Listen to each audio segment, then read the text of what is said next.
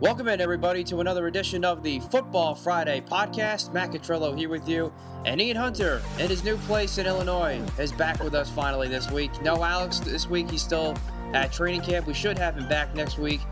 Tyler DiGiacomo is out as well, tied up with stuff back in Canisius College, back in Buffalo, where he is. So, Ian, welcome back to the show. How was the move? Well, it's over. That's the most important way to describe it. It's done. I feel you there, man. So I'm happy to have had some craziness of the last couple of weeks subside a little bit. And the it really started with your wedding, so it's your fault. That's true. Yeah, that's true. And that was a long trip, and I do appreciate that. Oh, no problem. You'll get my bill in the mail. And the new pup too. You got? Yeah, we got a puppy, and decided to move, and so we did all of that at the same time. So if anyone ever tells you that you should do all that at the same time, tell them no. It's a terrible decision.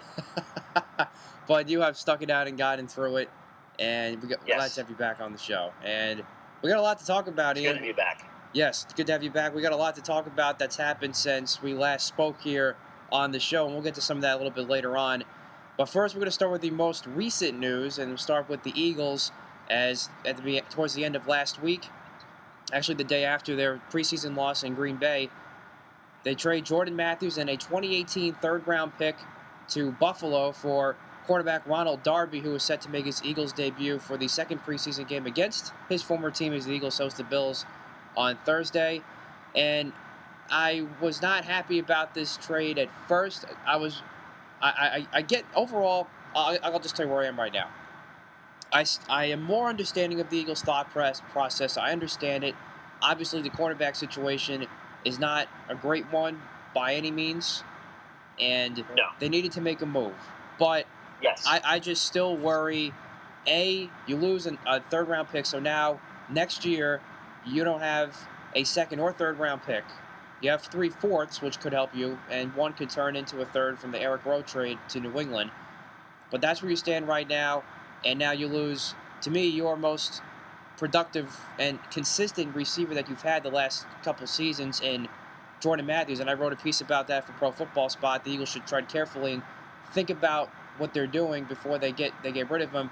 Now, obviously, they get a guy in Ronald Darby who is a starter. Really good player. He is, and I think he's got, a lot of people have been saying he's got average ball skills, but I look at his PBUs, I think he's got 63, something like that in his first two seasons. I mean, that's nothing to sneeze at. His interception numbers are down, but I think overall the Eagles did get obviously a nice upgrade. Anything's an upgrade based on what they have right now. I just worry about not having Jordan Matthews for the future, basically, is where I am with this. Well, think about this, and I wrote this down. Jordan Matthews, your third-round pick. I mean, I understand the move, and I actually kind of like the move.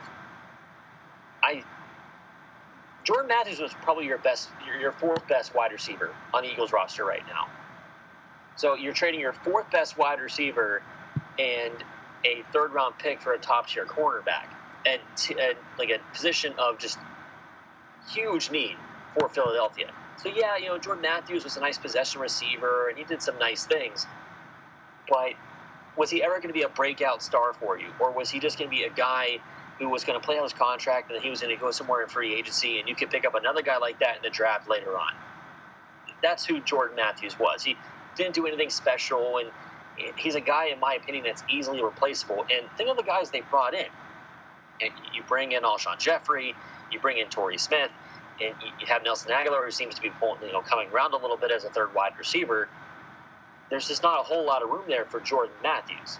So that's, from Philly's perspective, I understand it. From Buffalo's perspective, I don't understand anything that they did, whether trading Darby or trading Watkins. No, his name Watkins has had some injuries, but geez, oh man, making this early in the season. Yeah, we're going to get to their plan in just one sec, because that was a lot of really, I think, season-changing and probably even franchise-changing moves that they made in making that Sammy Watkins trade to the LA Rams for E.J. Gaines. But getting back to the Eagles for a sec, I think part of the reason why I'm kind of in the minority about this is I've been higher, and I should say very high, on Jordan Matthews since the Eagles drafted him. I really liked him in that 2014 draft. I thought that he was one of the better receivers in that draft, and I thought he could have made it as an outside receiver. Now, of course, I guess I've been slightly wrong on that, as he really hasn't gotten much of a chance there, and He's the also Eagles, of slow. course, That don't doesn't see him help that him at way. all. And yeah, I get the speed. He hasn't really been able hasn't been able to carry over that speed that he had. I thought he showed at Vanderbilt that he hasn't shown really in the NFL from that perspective. But he still has been rather productive. If I were the Eagles, I would have tried to get him back here. And I just still think, just from the pure Nelson Aguilar alone, I still think the Eagles are putting in maybe perhaps too much faith in him, based on a good preseason or good camp so far. And his one target, his one opportunity, he had a chance to make a play last week, that 2-point conversion. Yeah, the throw was a little high from Wentz, but it's still a catchable ball. You got to make that catch. And then he really didn't get any targets the rest of the game. So I get that was one play, small sample size, but it's just a lot of faith in Nelson Aguilar, where I don't see the ends justifying the means at this point. Well, Nelson Aguilar isn't asked to be the number 1 receiver, though. He's going to be asked to be the number 3 receiver next to Jeffrey and Smith. Right, but you have Jeffrey that's on a 1-year deal, who ideally you'd like to bring back, but the Eagles' cap situation is still going to be tight for next year, and if you don't have a great year winning-wise, then there's no guarantee he comes back. And the Torrey Smith deal, it's 2 1-year options after this year, so if he has a decent year, you can see him come back, but then you don't have no Alshon Jeffrey. Torrey Smith, to me, is not a number 1 receiver type, so you automatically come back thin. Now, that's obviously not seeing much with Matt Collins, who I think could be a productive receiver too, and I was really encouraged by his first game in Green Bay, that great touchdown he had. He played pretty well. I think, though, none of the wide receivers for Philadelphia are making you go, yeah, that's our guy for the next 4 years. But the defensive, you have to play it year by year, because you never know who's going to be a free agent next year. You never know who's going to get released. You never know who's going to follow you in the draft. You'll have options. I think if you're Philadelphia, if you can get a nice year for Carson Wentz and you can get some things rolling, then the wide receiver situation will kind of take care of itself. All right, that's it. All comes back to him, and that's what this season, I think, really is. As much as you want the Eagles to get to the playoffs. Carson Wentz looked real. He only played that one drive against Green Bay, but he looked really good. I'll tell you what, I totally agree, and he was in part of my standout stars package I did for Pro Football Spot after the game. Just what my biggest takeaway from that game was the amount of poise he showed in the pocket, and he showed that at times last year, especially early on when the Eagles had that 3-0 start. But he just looked really a lot more comfortable. He looked in command, and I think a full offseason as a starter certainly has helped that.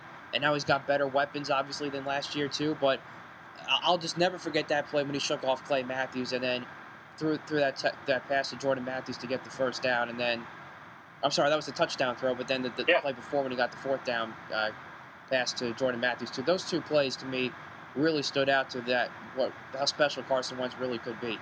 Yeah, no, I would agree with you. He again, it was one drive, and you mentioned small sample sizes, and things changed. But listen, Green Bay was throwing a bunch of different looks too. For the first preseason game, they were doing a lot of different things. They did blitz a lot too, which surprised the Eagles too. And Wentz even said that during the week here. Yeah, so that was surprising, but they handled it well, and they did a good job. And I think the Eagles will find this out very quickly with Carson Wentz, is that he will make the receivers, no matter who's playing with him, better. And if you have a good young wide receiver, good young quarterback, good wide receivers tend to find their way to where you're at. Right, and if you're going to be a good quarterback in this league, you tend to make the guys around you better, and I certainly get that. But you still have to have guys that are, that can still help themselves too at this point. And hey, listen, Antonio Brown helps Ben Roethlisberger the same as. Of course, right, and that's why the Steelers I think are going to be a 12-13 win team this year, and that's why they were in the AFC Championship game last year. Yet, yes, you have to have a quarterback that can make guys better, and the Eagles want to see that in Carson Wentz develop into that type of quarterback. But at the same time, you need guys that can step up and make plays too. And let's face it, the Eagles just haven't had that the last couple of years. And hopefully, by bringing in Alshon Jeffrey, by bringing in Torrey Smith, maybe they can be those guys to kind of lead the way. So then guys like a Nelson Aguilar, who's trying to resurrect himself a little bit, guys like a Matt Collins can come in and fill in what Jordan Matthews was supposed to do. I get that's the Eagles' plan. I just don't know if it's going to come to fruition, just because I haven't seen that consistency. Matt Collins is a rookie, and I think you could essentially get the same production from Matt Collins as you would Jordan Matthews. Right, They're very like I said, similar players. I totally get it. It's just I need to see more. The Eagles are just in a But spot only where won one preseason game, so right, you got time. exactly right, and that's why I think these next two games to me are pretty critical, just so I can get a better feel, especially for guys like a Ronald Darby, like a Nelson Aguilar. I want to see more from Matt Collins after that game he had How last about week. the name we haven't mentioned who played pretty well was Derek Barnett, the #1 pick. Yeah, absolutely. He was I mean, he was a monster last week. And you look at and Brandon Graham was really good too. But we talked about Derek Barnett for his lack of athleticism coming into the draft. What was unquestioned was his hand usage and his motor. And you saw those on full display in preseason game #1. So, he's a guy I'm really looking forward to seeing for Philadelphia. And I think it's gonna be. I think they're going to be okay. I think this was a great trade. I'm actually a little mad that a third-round pick in Jordan Matthews. I was kind of sitting there going, man, Pittsburgh could have offered up something similar to that. We got Ronald Darby and put Artie Burns next to Ronald Darby, and I would have been pretty happy. Although Burns has had a nice camp, though. We're going to get to him when we get to the Steelers talk. But yeah, those are a couple names I've got in mind tonight too. Yeah, next to him, exactly. But other guys I have on the mind for the Eagles tonight. I think next is Donnell Pumphrey. I want to see him bounce back after a pretty lackluster preseason debut. He had the one muffed punt, then he had the missed fair catch, and he got creamed. Lucky he didn't lose the ball in both of those chances. I didn't really see a whole lot offensively, but the Eagles really couldn't get the running game going last week. I want to see that too and see if they can get that going. Only 47 yards total rushing the ball last week.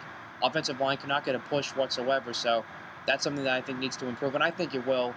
Time will tell. I think the preseason, as much as football is one of the ultimate team games, I think the preseason is very individual. I worry about more individual players in the preseason more than I do collective units, just because they're guys that are not playing together regularly. They're switching guys off here. There's guys being taken off here. It's hard to get continuity with your offensive and defensive line and the chemistry between wide receivers and quarterbacks. It's all very hard to get that in sync. So I look at the preseason as one big individual tryout. How is this guy looking in comparison to this player? And kind of judging by that and seeing how a guy progresses from game 1 into game 2 into game 3, and then if he plays game 4. That's what I think. That's why the preseason is so fascinating for me, is that everything has to be kept in a certain microcosm and in a certain perspective. Because if you look at a preseason game the same way as you do the regular season game, it's not the same. It's totally different. You're looking individually here rather than collectively, in my opinion. Oh, right, yeah. I definitely agree with that and get that. Just when you see you struggle, you want to see that just to put your mind at ease. But I get a lot of things being shuffled around. And actually, speaking of that, the Eagles... I remember a couple years ago, the Steelers had a preseason game, the third preseason game, I think it was actually against Philadelphia, where they rolled. They were awesome. They played great. They were they're ready for the season, and they came out and they got whooped on for 3 weeks. So you keep all of this in a micro. Listen, Pittsburgh could win against Atlanta this week, 42-0, and at the end of the day, it means nothing. I just want to see individually guys play well. That's exactly right, and a couple of guys that I want to see play well. In addition, for the Eagles tonight, you have Rasul Douglas, the third-round pick. He had a so-so game last week, nothing really spectacular. I want to continue to see improvement in first game, right? And C.J. Smith, one of the undrafted rookies the Eagles brought in last year, was Carson Wentz's teammate from North Dakota State. He was atrocious last week. I don't think he took a step back, and apparently there was a lot of talk he was having a good camp. He's at cornerback, too. And he apparently was having a pretty good camp overall, good spring. And the coaching, so much so as the coaching staff thought maybe he can actually step up and do something. But last week was a big step back. He gave that touchdown to Jeff Janis after he bit really badly on that double move. That was just really undisciplined play right there. And that was part of a really rough drive that he had. So I'm curious to see how that goes too. And Wendell Smallwood, he's been kind of iffy with injuries. Hopefully he can play for the Eagles against the Bills and gets him working, because he is supposedly going to maybe try to get to be this number 2 back behind Garrett Blount. So there's a lot of good storylines for this game tonight. Plus, too, you have a lot of ex-Bills that are now Eagles and vice versa. LaShawn McCoy coming back, Sean McDermott coming back to Philadelphia, who's now the head coach of the Bills. Obviously, the trade that just happened with Ronald Darby. Jordan Matthews will not play tonight after he suffered that chest injury in his first practice with the Bills, and that was just so unfortunate for Jordan Matthews. Unbelievable. That stuff happens. Exactly. Do you want to talk about the Bills real quick and just? Yes, I do want to get to them. We'll get to them now. And you mentioned the getting rid of Darby. They did bring in EJ Gaines to at least, I guess, would be his replacement. But yeah, it's a curious move. I mean, Sammy Watkins, obviously they gave up on him because of his injury history. But if he finds a way to get himself back in shape, that is a heck of a upgrade for Jared Goff to deal with. Yeah, he's an incredible talent. There's no doubt about that. Injuries are a big issue, though. But if you're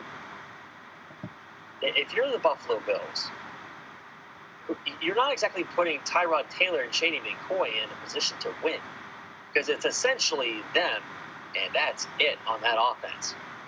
Well, I would say Jordan Matthews could be a guy. I mean, okay, so Jordan Matthews is your one target. Right, but yeah, there is not enough. Yeah. He's not a guy who's going to create himself, so he's a guy who's going to need help and people to take away coverage, who works well underneath. But you can't win football games if you don't score points. So, right, and let's face it, as you know, Ian, I have never been a Tyrod Taylor fan, and I think sometimes he gets a little bit overhyped. It's the shit, because I am. He's a good player. You put something around him, you can win football games.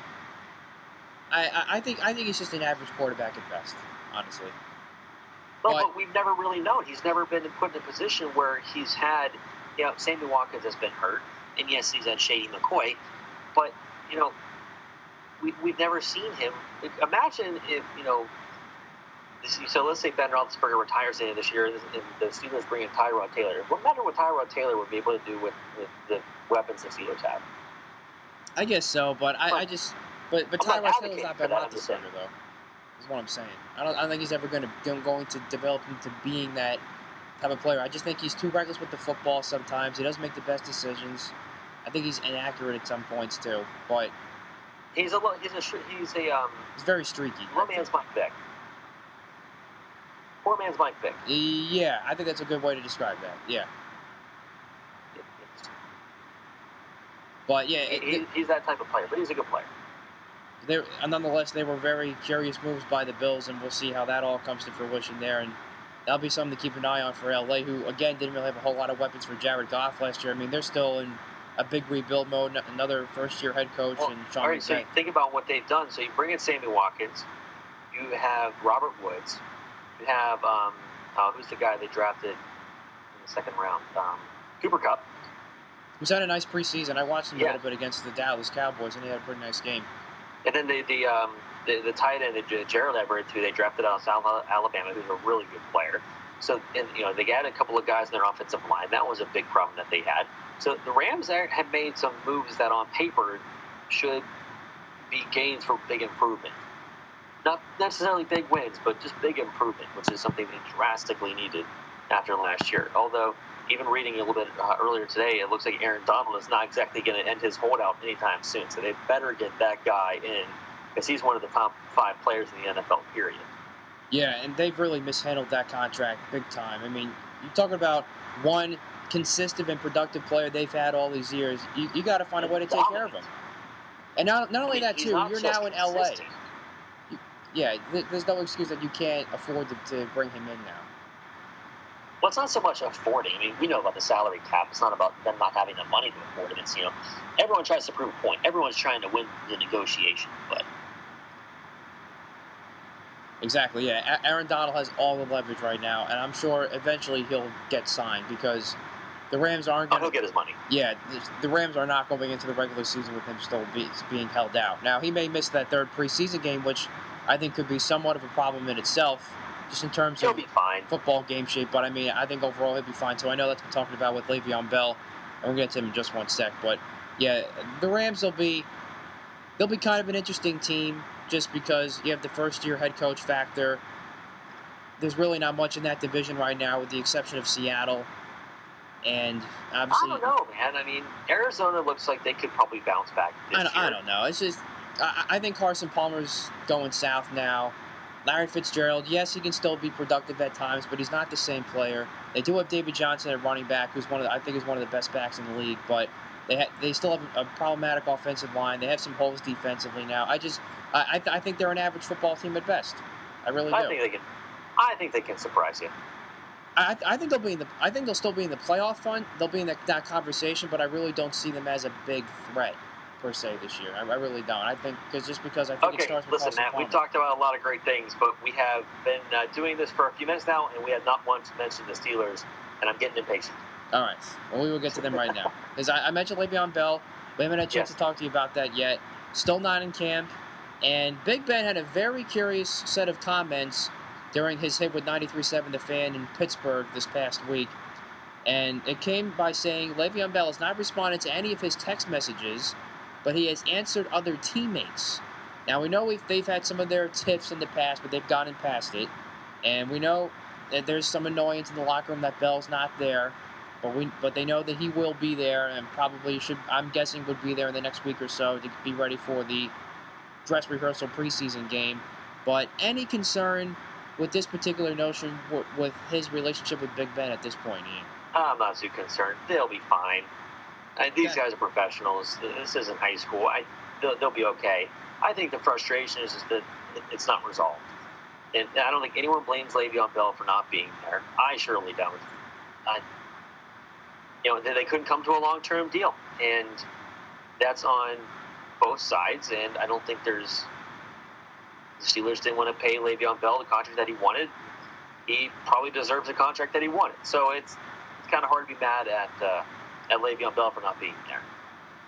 I think there can be some annoyance. I don't want to say anger. I think it's a little too strong of a word. It's annoying. I'll give you that. Well, only because you look at what Devonta Freeman just got from Atlanta, and I was talking about this with Alex last week.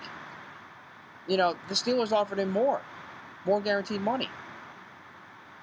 Well, Pittsburgh doesn't play ball that way. This is how they conduct business. And this is part of the game, and I think that Pittsburgh's looking at a couple of different factors. Yes, Le'Veon Bell is the best back in the NFL. He's one of the top 5, top 10 players in the entire league. But when it comes down to the life expectancy of running backs, they're not as high as other positions, like wide receiver. That's exactly been my point the whole time, is he's not going to get the contract he wants. Listen, if Le'Veon Bell hits free agency next offseason, guess what? He's going to get the contract he wants and then some, because that's when the bidding war starts. If he's got teams on him, then I would say yes, but I still don't think... He puts out another 2,000 yards from scrimmage this year. If he puts up 1,300 rushing yards and 700 receiving yards, or if he goes 1,000, oh yeah, he'll get... Yeah, his guaranteed dollars will be... let's put it this way, he won't have to play the Powerball on Saturday. Well, yeah, I know that's pretty good hefty money too there, but just in terms of where the NFL stands on how they value running backs, I still stand a little confused about this, because we keep saying, running backs aren't valued as much, but then when you see what Le'Veon Bell can do, especially in the passing game, as well as addition to in between the tackles, you would think it'd be worth that kind of money, but history shows it just hasn't really been there. But maybe he could break that barrier. I don't know if you got teams going after him, multiple teams going after him, then maybe, the thing about but I just have Bell to see is, and people keep saying it, and obviously they have to weigh in, is he's had a couple of drug suspensions, he's had a couple of little That's injuries. That's definitely playing a factor too, especially with Pittsburgh. Pittsburgh. Things haven't seemed to affect him. When it comes down to contract time, when dollars increase, you have to think about it. And whenever you think about it, you're like, I don't know if I'm willing to spend that much money for a guy who hasn't done this, or, this part of it. And everyone tries to win the negotiation. And I think Le'Veon Bell is he's going to play this year, so we don't have to worry about that. He's going to come in shape. We don't have to worry about that. He'll probably come in after camp breaks. He'll practice with his teammates for a couple of weeks, and then he'll be fine. He'll be ready to go. He played one drive last preseason, and everything was that is right. important to remember, definitely. So, Ben Roethlisberger, Antonio Brown, and Le'Veon Bell played one drive in the third preseason game last year. That's all they did. So they're going to be okay, and I'm not concerned. And do I wish he was there? Yes. Should he be there? I say yes. Who am I to judge? It's his career. The Steelers aren't going anywhere. Le'Veon Bell is a shelf life of what he can do and how much money he can make. He's one of the best players, and who am I to tell someone that he can't make as much money as humanly possible? Because, let's be honest, aren't we all trying to do the exact same thing? And that's what drives me nuts about people saying he should be there, he should just be happy. Well, should you just be happy doing your job? Or if you're good at it, if you're one of the best at it, do you want to be paid like it? Yes, of course you do. If you don't, you're lying to me. So I don't have a problem with Le'Veon Bell holding out, and protecting himself. And his greatest asset is his health. So the longer his asset stays in with him, then he has leverage. And that's what he's looking at. Well, a couple other players to look out for, especially coming up on Sunday against the Falcons. And Sammy Croats finally off the PUP list. We'll see what he can do. Yeah, He's got a lot of pressure on him. Play. I mean, we'll have to keep an eye on Alex for that. He'll probably talk more about that as the week goes on, I'm sure. Right, that's I want to see what Martavis Bryant looks like. I'm definitely not expecting him to play much on Sunday, but I am excited to see what he plays like. I also know, just watching the tape from the last game, and T.J. Watt played well. I know that's been talked about ad nauseum probably. Yes, but he played really well. Rightfully so. He was awesome. And the defensive line for Pittsburgh played extraordinary. Javon Hargraves, Cam Hayward, Stephon Tuitt. There's guys whose names I can see their faces and numbers. I think Matakevich, got in there with a couple nice plays too. Yeah, he played all right. And the guys keep playing better and better. And they have a couple of secondary guys that are playing really well. We've mentioned Artie Burns already having a great camp. But that's all stuff that's extremely encouraging to hear. That you want to hear about this defense continuing to improve, because it's going to get to the point where, let's say Ben Roethlisberger and Le'Veon Bell aren't with this team next year, then something's going to have to hold the snuff down while the offense figures itself out. But man, wouldn't it be nice to see Pittsburgh's defense roll back into the top 10 with an offense that's already most should be in the top 10 with all the talent that they have? Pittsburgh would be a hard team to beat. Yeah, definitely, and that would again increase the conversation. Can the Steelers finally overcome the New England Patriots, which they weren't able to do last year? And if the Steelers continue to put themselves back in the championship conversation, which I think they will do, because I think, as I said before, I think this is a 13-win team this year, then it's going to start coming up again. They play the Patriots again later in the year as part of that tough 4-game stretch where they have all those primetime games. Is Josh Dobbs. Josh Dobbs, admittedly, did not play well. At times, he looked flat out awful against the Giants. But that was his first game. Let's see the progress he makes from game to game. Let's see if he makes a jump. Let's see if he had some jitters in the first game, and now, after another week of practice, after another week of going through things, he feels a little more comfortable. Those are little. We talked about preseason become more individual. I want to see quarterbacks make reads a little bit better. I want to see that progression from week to week, especially with the young guys. With T.J. Watt, he played so many snaps in that first preseason game. He's in great shape. Okay, let's see what you can do now after a week, and your body's banged up from camp. Now let's see what you do in the second game against a much better offensive line, because the Giants are terrible. Let's see what you do against a pretty good team. Yeah, and an offense too that's obviously very dynamic, that broke records last year in scoring. Yeah, that's gonna be a good test for him this week, no doubt about it. And just going back to Artie Burns, you mentioned him earlier, Ian. Alex put out the stat. He's been going a lot against Antonio Brown in camp. Has not allowed one touchdown reception against Antonio Brown yet. Well, I think he's like 13 Alex to 27, did retract something like that. It's one touchdown. Oh, one touchdown. Okay. One touchdown. Okay, I didn't see against that. Antonio but still, Brown that's really impressive for a guy. It's in his second year. It's Antonio Brown. I mean, that is highly encouraging, I think, if you're a Pittsburgh fan. I would agree.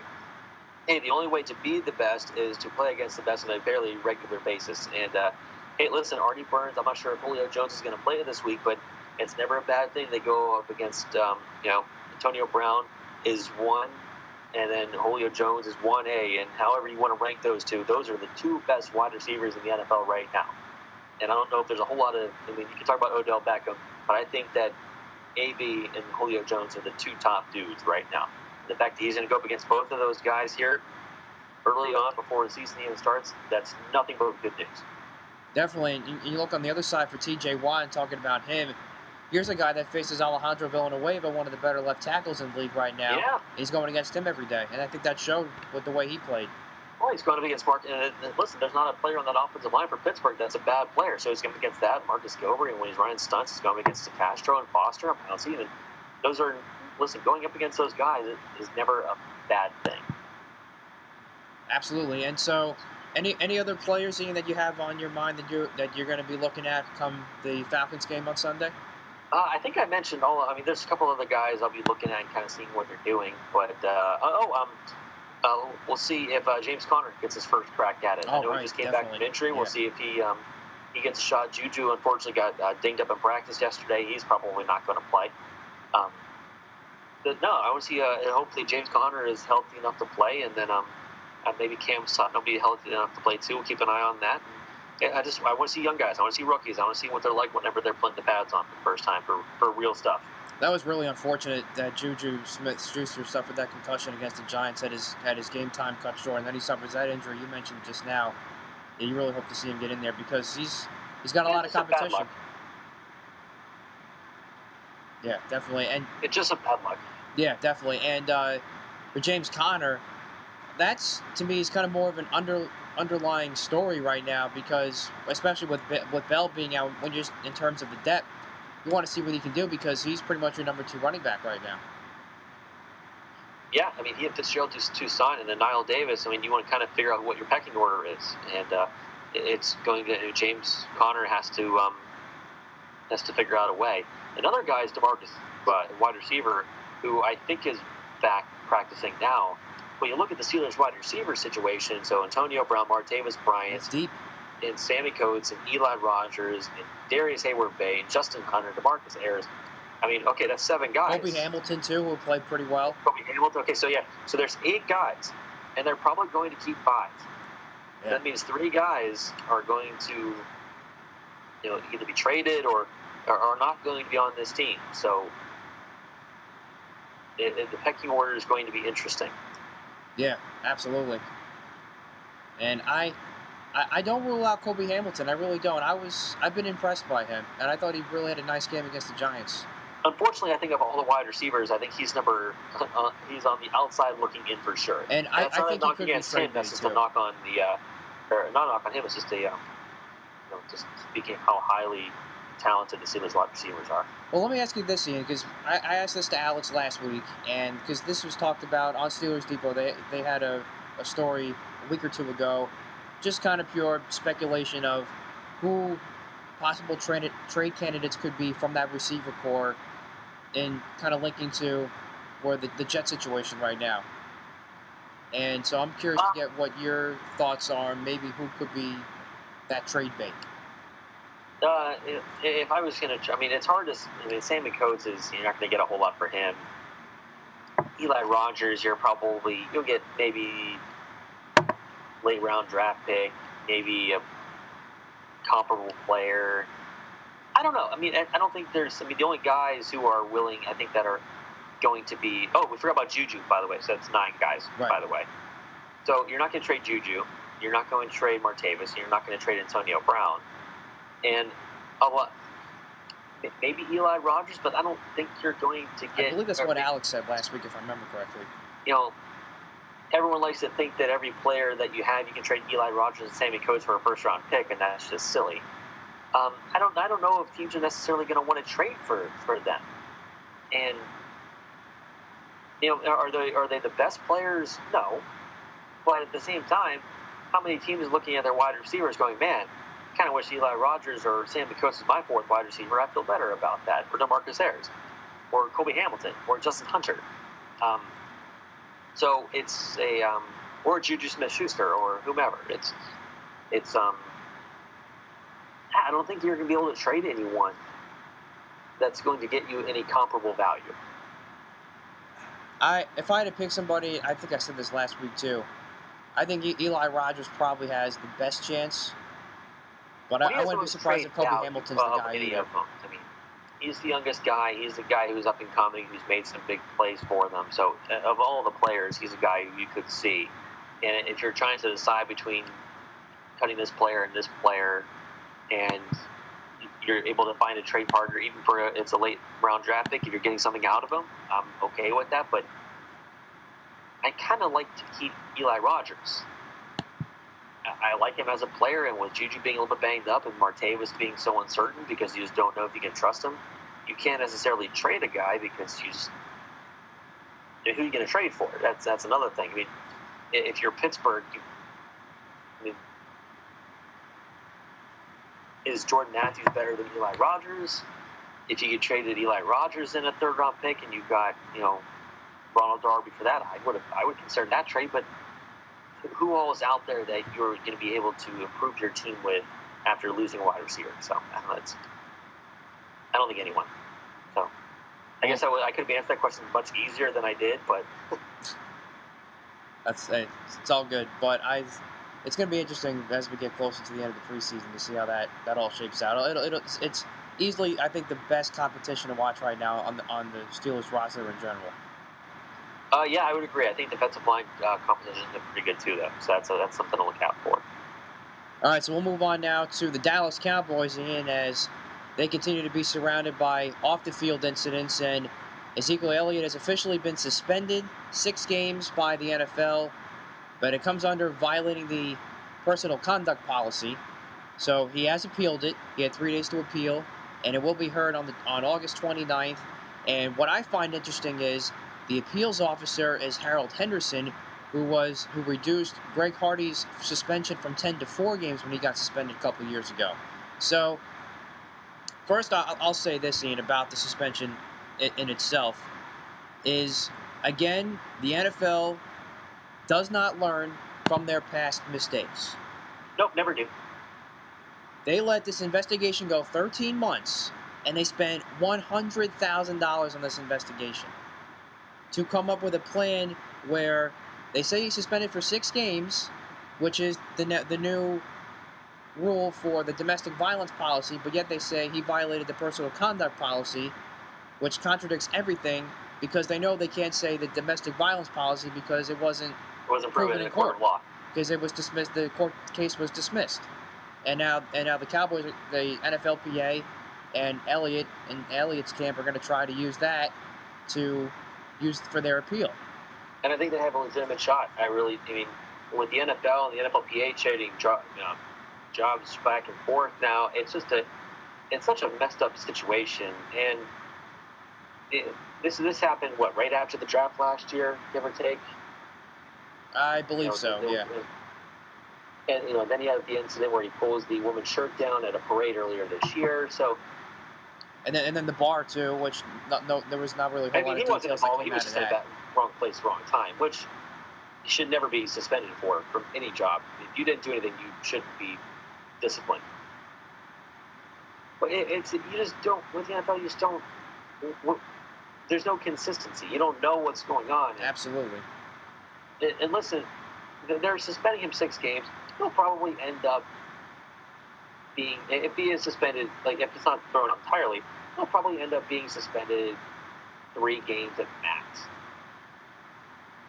And I think something else we have to remember is that when it comes to suspensions like this, I understand you're trying to make a statement. I'm not, domestic abuse is one of the worst things about human nature. It's disgusting. It should not happen. But if you're not found guilty in a court of law, I thought that was the end of it. And listen, right or wrong, that's how it's set up. And the NFL is not the judge nor jury, and who are they to say whether I'm innocent or guilty? The court of law said I am not guilty.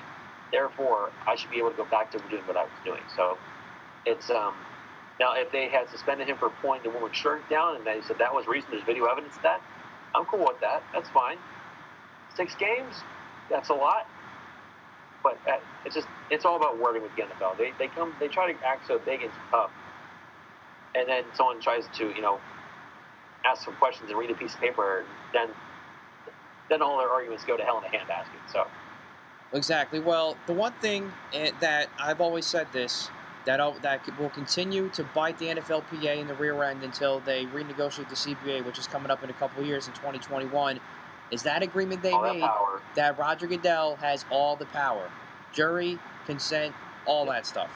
So, Yep, nope, that's all their fault. You're correct. and that's the only downfall I see to this, and why at first I didn't think that this really had much of a chance to get overturned or reduced. But now that this judge and Harold Henderson has been named to this case again, and he was successful in knocking down Greg Hardy's suspension, that significant amount of games, pretty much a little bit more than half, then I think this now has somewhat of a chance. I still don't think he's going to win this appeal, but if he does, I think if anything, he'll 2 games will get dropped, and I think he'll still be out for 4 games. I think those are my 2 ways I see this, but ultimately, I don't see him winning this appeal just because of it just going back to Roger Goodell has all the power. It could end up being a Tom Brady-like situation where he sues. That wouldn't surprise me either. In which case, And then they him play puts all him the on the games, field. and this goes to a court of law. And unlike Tom Brady, there's actually there's been no criminal charges. What am I being suspended for? Kind of the same deal. Right. I mean, except we're just dealing with a little bit more egregious issues, but I understand where you're coming from there. In terms of suspension, I'm right, not comparing exactly. the crime. And what he did, and what he did or didn't do. Right. It wouldn't surprise me. There's really hasn't been much reports about that yet. I guess it'll depend. It'll be a fallout of what happens here with this appeal process and the hearing. But yeah, this continues. The NFL just continues to fall down the stairs with this, and they got to find a way to resolve it. I don't see it happening anytime soon. I really don't see it overall happening with as long as Roger Goodell is the commissioner. And No, I don't either. and my prediction a couple years down the road here is, I think this rule is going to be the main reason why we might see a lockout in 2021. I really do, and I hate saying that, but I'm putting it out there right now. I am not going to disagree with you, but boy, do I hope you're wrong. I do too. I really do. There's a lot of things that I say I hope that I'm wrong, but So speaking of crazy league issues, I guess there's only one more thing for us to discuss today, Matt.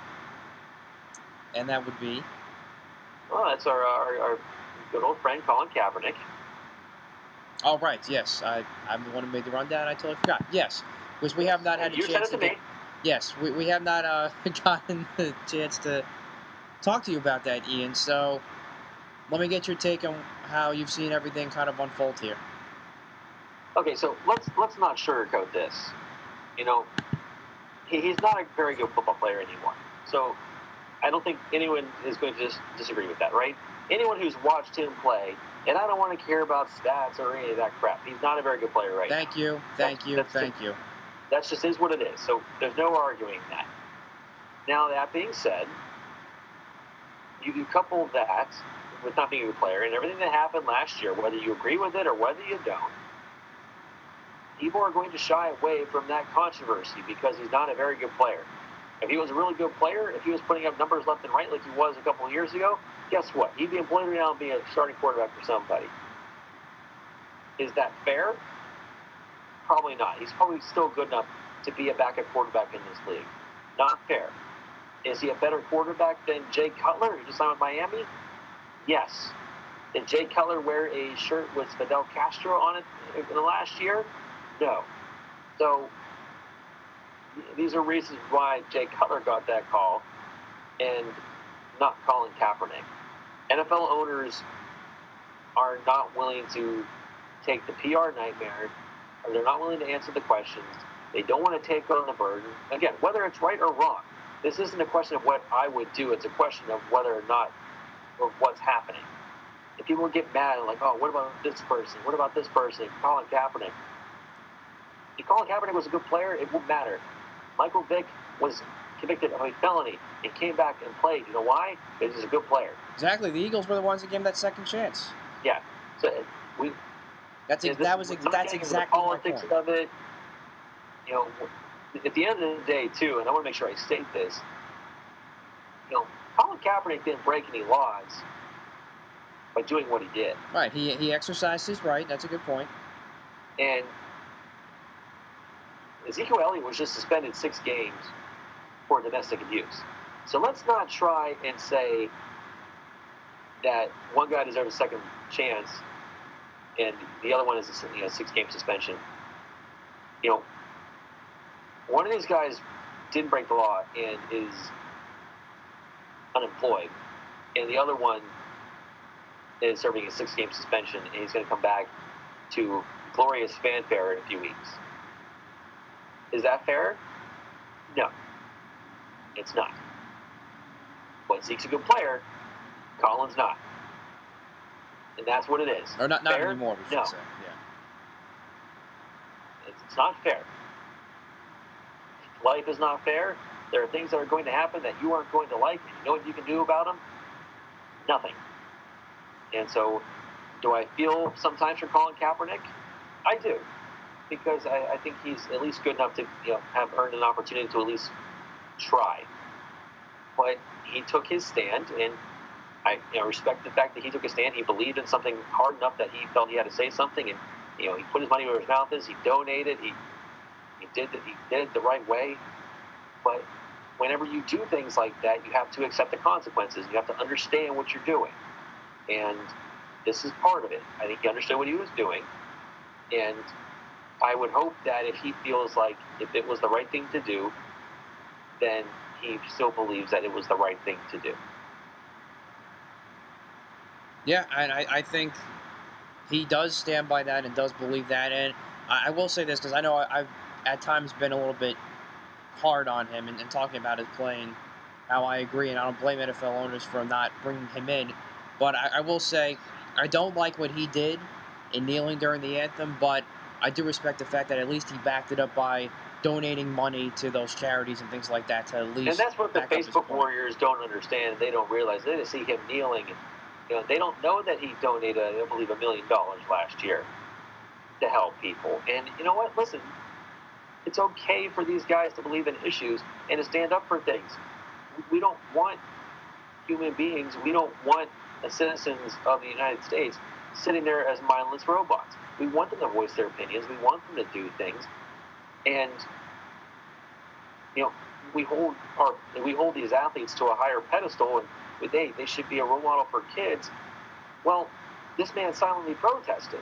We don't have to like how he did it, but he followed the letter of the law completely. He did, and you look at with the Eagles this week, with all the events that happened in Charlottesville, Virginia. You had Chris Long, who said pretty much those similar words you just said, Ian, that I want to use my platform to bring out some of these issues. There's nothing wrong with that. Exactly. Absolutely nothing wrong with that. And anyone who does have a problem with it should take a long, hard look at themselves in the mirror and understand what it means to be an American, and what it means, because everyone bring up the men and women who have fought and died for this, and you're disrespecting them, but at the same time, by you not voicing your opinion, you can make the same argument that you're disrespecting their sacrifice that they made for you to have the right to say what you believe is right. And I think that's important for people to realize and not be singularly minded in certain things. So I think Colin Kaepernick is, the original question is, how I feel about it. I feel that maybe it's unfair he doesn't have an opportunity, but I think he is a person that may be able to do more outside of football than in football. And there's nothing wrong with that. There's nothing wrong with helping this world be a better place. I think after the events in Charlottesville, we could use a lot more of that. Yeah, I think you definitely speak right on point there, Ian. And yeah, just as I've said before, I don't blame NFL owners for not bringing him into camp because they don't want the distraction. Well, exactly, for a guy that just hasn't been consistent or productive, that can't win games, really, since that Super Bowl run that he had. And that was the point I made to Alex last week. I know he vehemently disagreed with me, and I'm sure he would do the same to you. And I know the numbers he put up that whatever year it was with Jim Tomsula, 2015. But what have you done for me lately? Exactly. Colin Kaepernick has not been an elite player for 4 years. Right, because it's been 4 years. Right, because even when he had comparable receivers and weapons around him, I get that year when he had the big numbers, he didn't have a whole lot around him then either with Jim Tomsula. But you look those years prior, after the Super Bowl, he took a step back because, and I've said this for almost every running quarterback that plays in the NFL, maybe with the exception of Russell Wilson, they get figured out. They get figured out by NFL defensive coordinators. They know how to shut them down. Same thing happened with Michael Vick in his career and why he ultimately couldn't win a whole lot of big games. Because NFL defensive coordinators, if you give them a little bit of time and a little bit of tape, they will figure you out. And that's and I can even say the same thing with Chip Kelly's offense, offense too. They couldn't play from the pocket. If you can't make throws from the pocket, you're not going to succeed. Yep. It's the way it is. You can make plays outside the pocket all you want. That's great. They're flashy. They look great. They look fun on Madden. Fantastic. But you have to make plays in the pocket. And I don't want to sound like an old curmudgeon when I say that, but it's just true. And Kaepernick couldn't do that. His mechanics had to be reworked. He wasn't great in the pocket, and that's okay. Not every guy can be Tom Brady or Ben Roethlisberger or Aaron. I mean, look, Aaron Rodgers is a great example. Aaron Rodgers is one of the most athletic quarterbacks in the NFL who can make throws from anywhere across his body, but he can scramble and make big plays with his legs, but he can play in the pocket. And that was something Colin was never able to do. That's exactly right. We are both simpatico on this, my man. Like, what did Alex say? I mean, because I don't know where you can get a disagreement. It was based on that he basically didn't think that he had much of a chance because of the weapons that weren't around him, if I am quoting him correctly. And hopefully we'll get back next week. He's also not wrong, because there was nothing around him towards the back half of his 49ers career. And that's not always entirely his fault, but we talk about things such as life. This is how it goes. But for the record, you do agree with the fact that he is being the term blackballed because of the situation. I think, I don't want to use the term blackball because, man, that's just such a poignant term. But it would be naive to think that that's not part of it. Exactly what I said. Yep. And I don't think it's exclusively one thing or another. I think it's one, he hasn't been very good. He hasn't progressed in the pocket. And the social, the social and things that he's been, not I want to say be a part of, but just to his social position and the protest. And those are all part of it. And things happen not because of one reason. They happen for many reasons. It takes multiple dominoes to fall for something like this to happen, and that's where we stand. And Alex brought this question to me, and I'm going to steal it from him to ask you, Ian. Putting in, as far as numbers go, out of 100, what would be your ratio of how much it affects the decision not to bring in Kaepernick? And I guess we can use Baltimore here. The decision to not bring him in because of what he is on the field to what is happening with him off the field. I had said 55-50 off the field to on the field, and he said 80-20. Honestly, it's naive to think it's that close. I think it's off the field is a greater number than on the field. That's maybe the only place we defer. And it's probably like 60-40, I would imagine, in favor of off the field. And just because of the headache. You look at the Tebow phenomenon, for instance. Yes. The off-field headache was what really did Tebow in. His on-field play wasn't good, but it was his off-field stuff that was his the coup de grace. Right, and that was just based on his popularity and things like that. From that one stupid playoff game that I hate looking at. I know you hate it too, because the Steelers I see it all lost the time. that game. No, I don't want to see it. I'm saying, but that was the point in itself there. But yeah, so I think you and I are on the same page with this as far as this issue goes. But we'll see. It just takes injury after injury, and maybe he will get a shot. But ultimately, I just don't see it happening this year. It might not happen again. I wouldn't be totally surprised about that either. But I won't be surprised if he somehow finds his way back in somewhere in the near future, but I just don't see it, at least for this year. But I wouldn't be surprised, too, if, he's never in again. But we shall... I agree. Yeah, but we shall see. Well, Ian, it was good to have you back on the show this week. Yeah, thanks for having me back, Matt. That really worked out. Hopefully we will have Alex back and hopefully D-Jock back as well. And next weekend, starting to get real, we talk about the dress rehearsal preseason games next week. All right, let's do it, Matt. We're recording this on Thursday. We are exactly 3 weeks away from the opener between the Chiefs and the Patriots. So I'm pumped about that. I was pretty close. So make sure you follow the podcast on Twitter at FFPodcast1. Ian's on Twitter at B104_Hunter. I am on Twitter at MContrillo. And don't forget to check out our YouTube channel for all of our show archives at Football Friday. And don't forget, we have your questions that we will take before the show. Make sure you look out for those on Twitter as well. So that's going to do it for this week's edition of the show. For Ian Hunter, I'm Matt Contrillo. Thanks so much for listening to the Football Friday podcast.